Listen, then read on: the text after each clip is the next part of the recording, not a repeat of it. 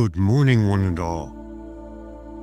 And right now, I want you to go back in your memories 175 years.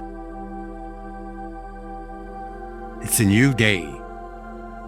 The first rays of light were visible in the eastern sky. They were stirring within the cabin. But Mary Caroline was content in her warm bed and pulled the heavy quilt up over her head to hide from the outside world. Her mother knew well, however, the button to push.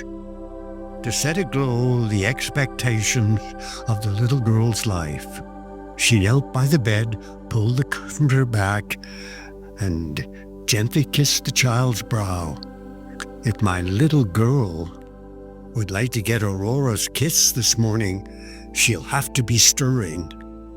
Quicker than it can be told, Mary Caroline bounded from her resting place, hugged her mother about the waist, and dashed outside to get the beauty kiss that Aurora, goddess of the morning, shares with early risers.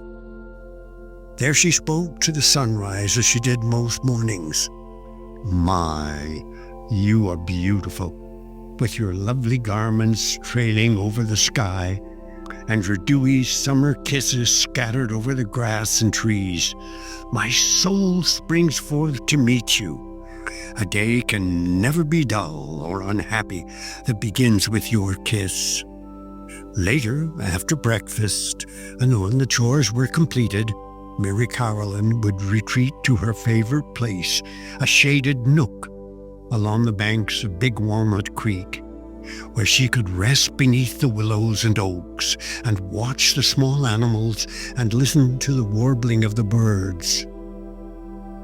Mary Caroline would tuck her hands under her head, with her face turned skyward, and soon she wasn't there at all.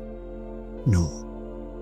She would be away up among the fleecy, changeful, melting clouds, among whatever was up there to be among. Somehow she would seem to be one with all there was. Then suddenly soul and body would be reunited, and she would be aware that the process had taken place. Mary Caroline wondered how she got out of her body and how she got back in, and why she couldn't always be up there mingling with it all. When she thought about her body and how so often it was filled with pain, the trees, the birds, and the clouds would seem to lift themselves away from her, and she'd feel all lonely and shut in. But when she thought of herself as free from her body, and how she was both without and within it, and how undoubtedly she was going to become one with all, sharing life with living things, sharing beauty with the things beautiful, sharing joy with the things joyful.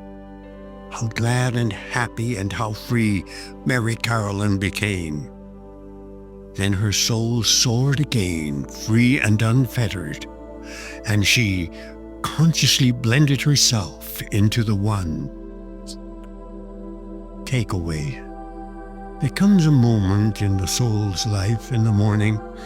It's no longer just a passage of time, but a holy altar, a threshold between who you were yesterday and who you are now willing to become.